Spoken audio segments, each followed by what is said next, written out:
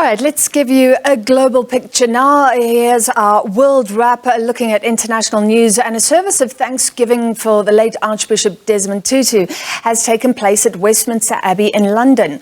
The Nobel Peace Prize laureate died in December last year at the age of 90.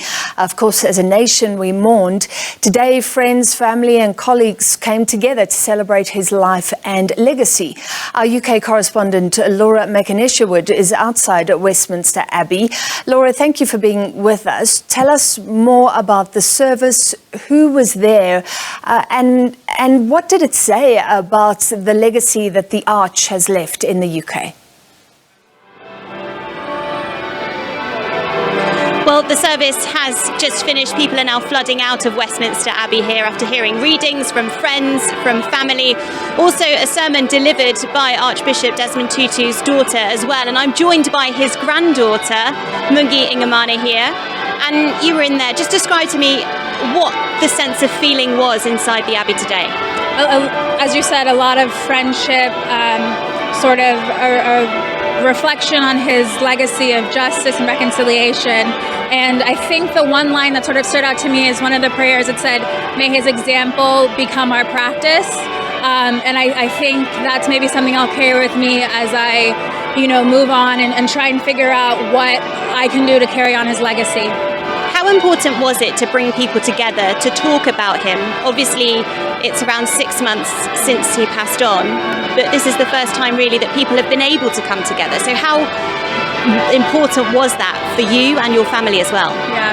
So, our family had our moment to come together in South Africa, but London had such a big impact on his life and our families. And I think it was important to allow the people here to come together and share their memories because he spent so much time here. Even speaking to my grandmother as recently as last year, her saying she would love to move back to London just because it was such an important place to them. And so I think, we all grieve and mourn in our own ways, but it's always helpful to come and share the memories. And with someone like him, you realize that the way he was to one person is the exact same way he was to another. And he had such an impact on a wide areas of society, didn't he? Not only was he a huge activist in the anti-apartheid campaign, but here in London as well, he made a real effort with the Tutu Foundation in the UK to try to bring communities together. Do you think that's a legacy that will continue? Absolutely. The Tutu Foundation UK brings together the police and youth to sort of, have conversations and get behind the preconceptions that we have about each other, specifically these two groups who, may think one way or another about each other. And even in there, two of the people doing the readings, one was a police officer and one was this young man, Mark Murray, who sort of had the idea between the round tables that bring the police and youth together. And so I think that was just sort of a beautiful visual of what he's done. And for you personally, what did your grandfather mean to you? I think I'm still learning a lot. Just thinking that someone could have the strength to forgive what had happened in apartheid South Africa, to forgive people who, as my mom said, made death threats against him and his family and knew for the greater good that we had to move forward. That is a strength that I'm not sure I have yet, but hope I could one day. So it's sort of every day, could I do one small thing that was sort of in his, as I said, in his example. Mungi, thank you so much for your time today.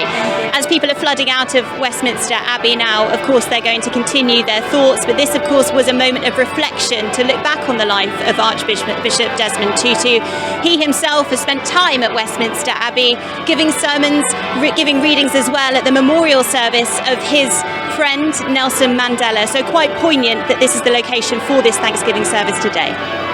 How beautiful. Thank you very much. We heard there the bells of Westminster Abbey ringing out for Archbishop Emeritus Desmond Tutu, and speaking to his granddaughter there, Laura Makin-Isherwood.